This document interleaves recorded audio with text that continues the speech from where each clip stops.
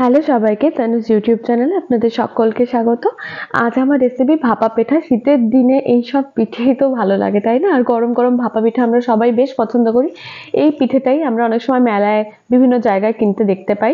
তো চলুন, খুব সহজ একটি রেসিপি আমি শেয়ার করে দিই আপনাদের সাথে, আপনারাও বাড়িতে বানিয়ে নেবেন। ফার্স্টে দেখুন, এগুলো না সব মাপ দিয়ে দিয়ে একটু সুন্দর করে পরিমাণটা যদি সঠিকভাবে দেওয়া হয় পিঠে খুব সুন্দর হয়। আমি না 1.5 বাটি মতো, এই যে এই কাচের বাটির 1.5 বাটি মতো আমি চালের গুঁড়ো নিয়ে নিলাম। এটা বাজারের কেনা শুকনো চালের গুঁড়ো।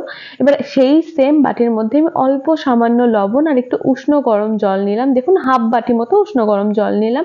নিয়ে লবণটাকে জলের মধ্যে ভালো করে মিশিয়ে নিয়ে এইবার আমি সুন্দর করে হাত দিয়ে চালের গুঁড়োর মধ্যে এই লবণ জলটা মিশিয়ে নিলাম ভালো করে। মিশিয়ে নিয়ে হাত দিয়ে সুন্দর করে মেখে নিচ্ছি। মেখে নেওয়ার পর দেখুন, এইভাবে সুন্দর করে মেখে নিয়ে আমি ভালোভাবে চাপা দিয়ে রেখে দেব। অন্তত 1 ঘন্টার জন্য আমি রেখে দেবো এইভাবেই রেস্টে। 1 ঘন্টা পরে আমি এরকম আরেকটা জায়গা নিয়ে নিলাম। তার মধ্যে আমি এরকম একটা চালনি নিয়ে আমি যে আটাটা মেখে রেখেছিলাম, মানে চালের গুঁড়োটা, সেটাকে ভালো করে এইভাবে চেলে নেব সুন্দর করে। যাই হোক, এখানে এই পুরো গুঁড়োটাকে নিয়ে আমরা অল্প অল্প করে সুন্দর করে এরকম ভাবে চেলে নিচ্ছি। দেখুন কত সুন্দর ঝুরঝুরা নিচে পড়ছে, এরকমই হবে বেশ। হ্যাঁ, এরকম ভাবে আমি সমস্ত চালের গুঁড়োগুলোকে চেলে নেব। দেখুন, আমি সমস্ত গুঁড়োগুলোকে এইভাবে চেলে নিয়েছি। এইবার আমি কিছুটা খেজুরের গুড় নিয়েছি, সেটাকেও আমি গ্রেটারের সাহায্যে গ্রেট করে নিচ্ছি। খেজুরের গুড়টাকে যাতে সুন্দরভাবে গ্রেট হয়ে যায়, বা আপনারা চাইলে গুঁড়ো গুঁড়ো মানে করে নিতে পারেন, কেউ চাইলে ভেঙেও নিতে পারেন। ঠিক আছে, আমি এইভাবে গুঁড়ো গুঁড়ো করে নিয়েছি খেজুরের গুড়টাকে গ্রেটারের সাহায্যে। একটা ছোট্ট রিকোয়েস্ট, যদি আমার রেসিপিগুলো আপনাদের ভালো লাগে তো প্লিজ আমার চ্যানেলটিকে সাবস্ক্রাইব করে পাশে থাকা বেল আইকনটা প্রেস করতে একদম ভুলবেন না, যাতে নতুন নতুন রেসিপিগুলো আপনাদের কাছে চটজলদি পৌঁছে যায়।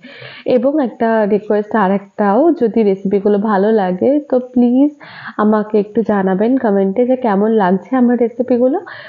আর আপনাদের কমেন্ট আমার খুব খুব খুবই ভালো লাগে। আর অবশ্যই জানাবেন আপনারা কি দেখতে চান আমার কাছে আর কি রেসিপি।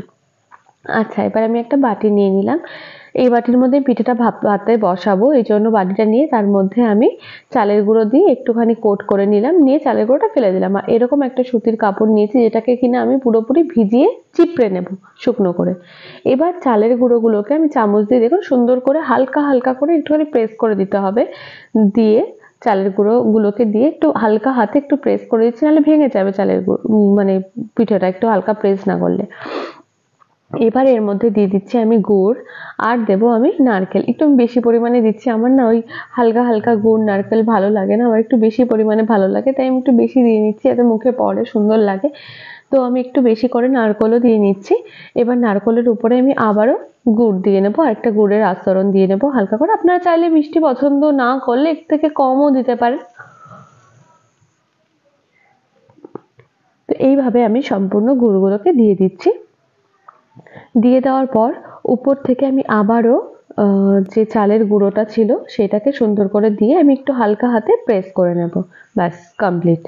ফার্স্টে আমি গুঁড়োগুলোকে দিলাম, একটু প্রেস করে দিলাম, তারপরে আমি গুড় দিলাম, তারপরে আমি নারকেল দিলাম, তারপর আবারও আমি সামান্য গুড় দিয়ে আবারও চালের গুঁড়োটা দিয়ে ভালো করে প্রেস করে দিলাম। ব্যাস, রেডি। এবার এই কাপড়টাকে আমি ভিজিয়ে নিয়েছিলাম। এবার এইভাবে একটুখানি আমি এরকম ভাবে নিয়েছি, কিন্তু এইভাবে আপনারা না চাইলেও না নিতে পারেন, একটুখানি ঘুরিয়ে নিলেই হবে কাপড়টা। আচ্ছা, এদিকে আমি জল ফোটাতে, মানে একটা জায়গায় আমি জল ফোটাতে দিয়েছিলাম, আর একটা পুরনো ছাঁকনি আমি দিয়েছি, তার উপরে এইভাবে আমি বসিয়ে দিলাম ভাপে। এবার বসিয়ে এই কাপড়টাকে খুলে আমি এইভাবে বের করে নেবো। দেখুন সুন্দর করে বসে গেছে। এবার কাপড়টা দিয়ে আমি আবার সুন্দর করে এটার উপরে একটা ঢাকা দিয়ে দেব। সুন্দর করে ঢাকা দিয়ে আমি উপর দিয়ে এরকম একটা ঢাকনি দিয়ে মানে 5 মিনিট মতো ভাপে বসালেই হয়ে যায়। এরকম ভাবে আমি আরেকটা পিঠেও তৈরি করে নিচ্ছি, আপনারা দেখে নেবেন। আমি ফার্স্টে চালের গুঁড়ো দিয়ে নিলাম।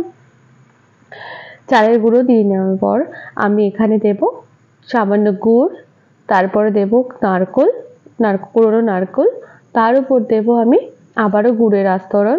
হ্যাঁ, তারপর দেব আমি চালের গুঁড়ো। আচ্ছা, ওই যে পিঠেটা আমি বসিয়েছিলাম, আপনারা চাইলে না ভাতের হাঁড়ির উপরে যে কোনো জায়গায় আপনারা একটু জল গরম করতে দেবেন, তার উপর একটা এরকম জালিদার কোনো ছাঁকনি হোক, কোনো ঢাকনা হোক, এরকম একটা ছিদ্রযুক্ত কিছু বসাবেন।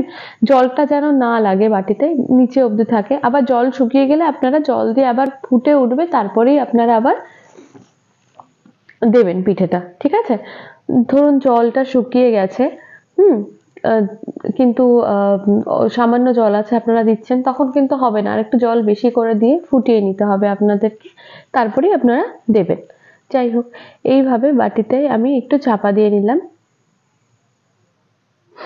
নেওয়ার পর প্রেস করে নেওয়ার পর এবার আমি আবারও একটা ভিজে ন্যাকড়া নিয়ে শুকনো কাপড়, মানে যে সাদা কাপড়টা ছিল সেটাকে ভিজিয়ে নিয়ে সেটা দিয়েই আমি এরকম ভাবে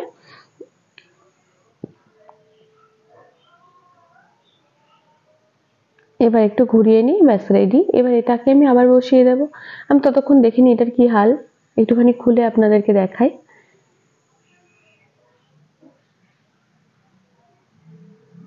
দেখুন কত সুন্দর হয়ে গেছে। এবার এটাকে আমি নামিয়ে নেব, এইভাবেই কাপড় ধরে তুলে দিলেই হবে, ভীষণ গরম। হ্যাঁ, এবার নেক্সট যেই পিঠেটা আছে সেটাকে আমি ভাবে দিয়ে দেবো, ওটাকে তুলে নিই। দেখুন কত সুন্দর পিঠেটা বসেছে, আর কি সুন্দরভাবে উঠে গেল। আপনাদের প্রেস করার জন্য যদি পিঠে না ওঠে, প্রথম পিঠেটা আমি দেখিয়ে দিলাম, এবার সেকেন্ডটা আমি একটু খুলে দেখাচ্ছি যে কিভাবে আমি বানিয়েছি। দেখুন কত সুন্দর হয়েছে না পিঠেগুলো। আচ্ছা, আপনাদের কাছে যেটা বলছিলাম, যদি বাটি থেকে না বেরোয় সেক্ষেত্রে বাটির পেছনে একটু ট্যাপ ট্যাপ করবেন, দেখবেন বাটি থেকে বেরিয়ে গেছে পিঠেটা। এবার দেখুন থার্ড পিঠেও আমার রেডি হয়ে গেছে, কত সুন্দর হয়েছে। আমি এইভাবে পিঠেগুলোকে পরপর সাজিয়ে নিচ্ছি। আমি একটু ভেতরটা একটুখানি ভেঙেও দেখাবো। পিঠেগুলো একটু ঠান্ডা হলে আমার ভীষণ গরম লাগছিল হাতে, সেই জন্য। যাই হোক, আমি একটা পিঠে একটু ভেঙে দেখাই। দেখুন কত সুন্দর হয়েছে ভেতর থেকে। এটা দেখতে যতটা সুন্দর, খেতে অসাধারণ লাগে। একবার প্লিজ আপনারা বানিয়ে খেয়ে দেখবেন। অনেকের কাছে পিঠেটা পছন্দ না, আমার পার্সোনালি ভীষণ পছন্দের। আজকের মতো এখানে টাটা, ভালো থাকবেন।